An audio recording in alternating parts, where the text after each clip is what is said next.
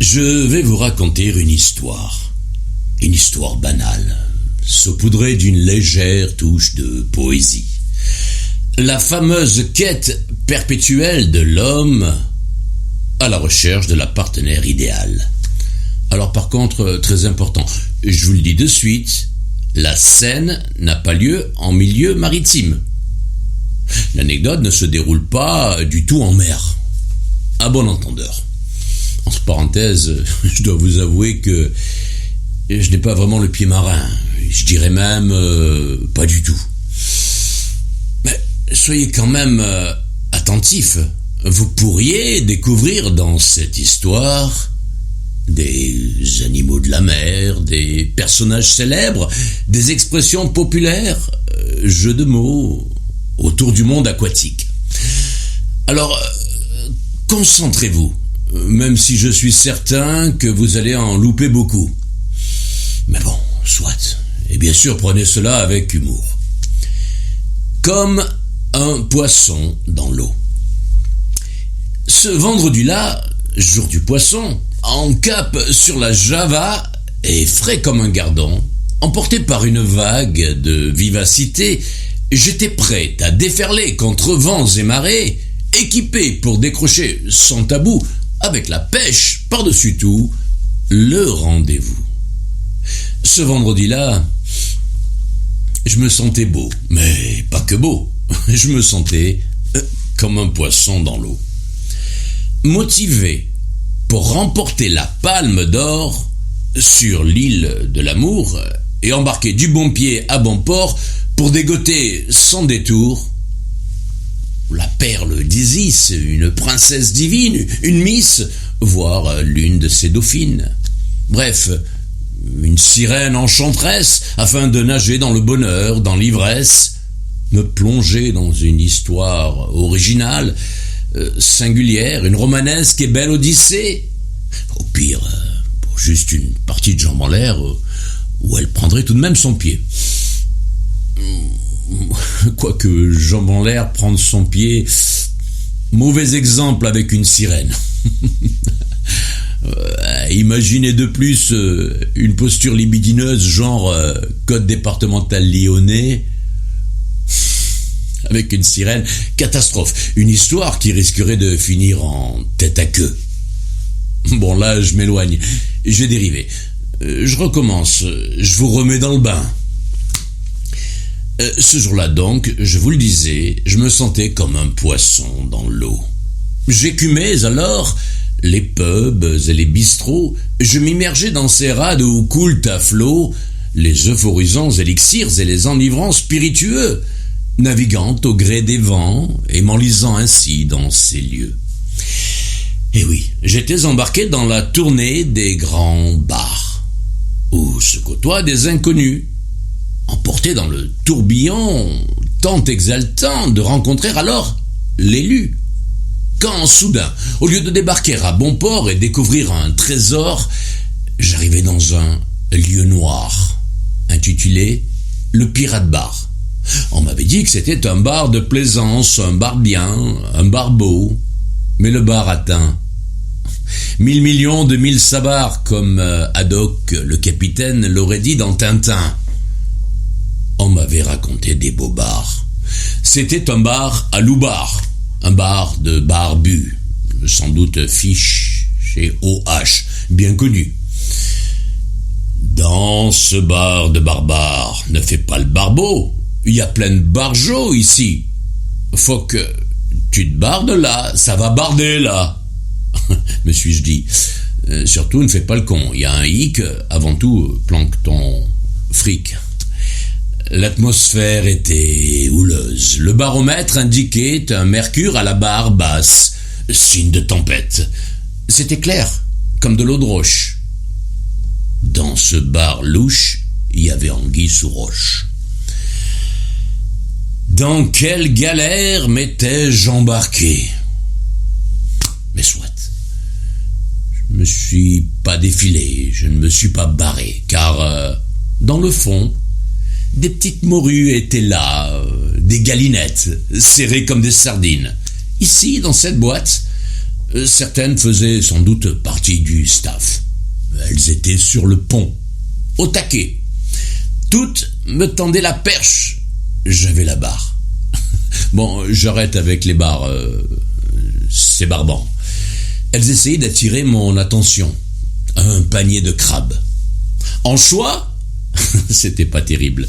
Mais, phoque, je m'arrête, me suis-je imposé.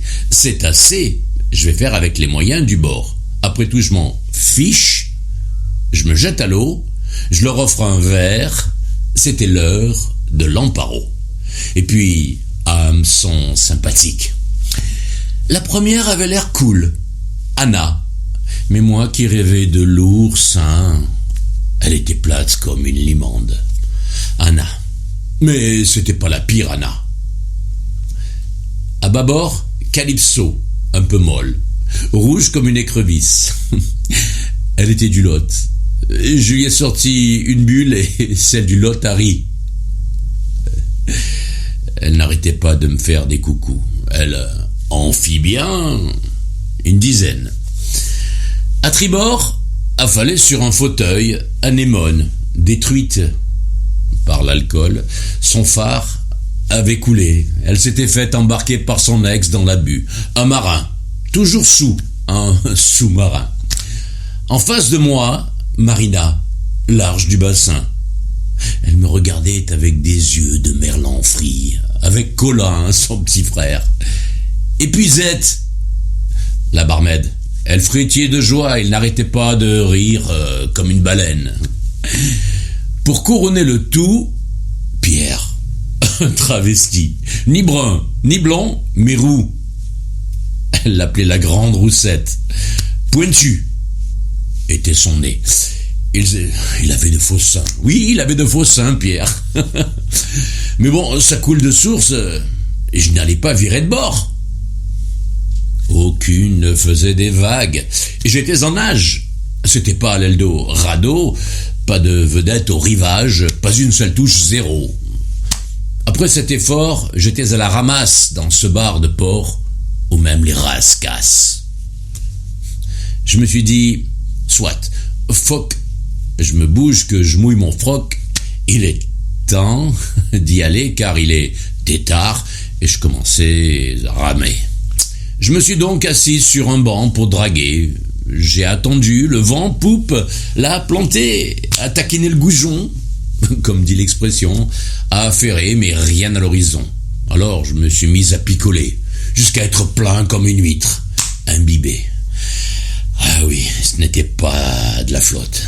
Je m'étais calé un Ocean Breeze, un Blue Lagoon, un ouragan, un mouette et Chandon, puis un perroquet, un blue marin et un romarin. Non, pas un romarin, un rhum marin. Évidemment, naufrage, c'est la panique. Les cocktails de potions d'alambic font leur effet. J'ai la nausée. Je suis à la dérive. Je perds le cap. C'est navrant. J'ai le mal de mer, dérangeant. Et la soupe à l'éthanol, je la rends. Cela ne plaît pas à la mère Maquerelle, en couple avec un dénommé Omar, un requin de la finance, complètement marteau. La vieille, enfin la gouvernante, prend alors la mouche, et le ton monte.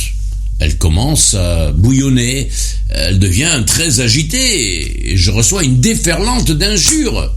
Je ne pensais pas l'outrer de cette manière. Elle se met à m'engueuler comme du poisson pourri. Oui, elle gueulait comme une poissonnière. C'est assez! Afin de noyer le poisson, j'ai essayé l'humour. Calmez-vous, tout baigne. Il n'y a pas le feu au lac. Vous vous noyez dans un verre d'eau. De plus, vous avez pris de la bouteille et vous n'allez pas faire de vieux os. Mais là, c'est la goutte d'eau qui fait déborder le vase. Il y a de l'eau dans le gaz. Et mon humour tombe à l'eau. Il est trop tard. Moi, je suis largué et elle en a marre. J'étais entre deux eaux, en perdition. Je commençais à toucher le fond du bocal et tout allait finir en queue de poisson. À ce moment-là, elle appelle Popeye, le vigile de choc, un ancien combattant, complètement loufoque. Il veut me virer du bord d'elle. Il appelle Ulysse, son alter ego, mais ce dernier est lent. Il prend son temps. Eh oui, l'ego est lent. Ulysse n'arrive pas, alors Popeye laisse couler. Alors, après réflexion, j'arrête de boire et on me donne de l'eau. Avec de la menthe aussi. Oui, vous connaissez de la mentha, l'eau. Oui, je me suis mis cache à l'eau et j'ai bu l'eau. Il était temps de lever les voiles quand je la vois, elle. Oh oui, la perle rare, une étoile, une ligne parfaite dans un jean moulé, fine comme une crevette, pas lourde, bien coiffée, au milieu, l'arrêt, un regard profond. Elle s'appelait Océane, beau prénom. Elle paraissait jeune, mais elle était en âge. Dans ma tête, une musique résonnait, c'est drôle, la truite de Schubert en clé de sol. Oui, je m'en souviens, je la revois au bar, elle s'accouda.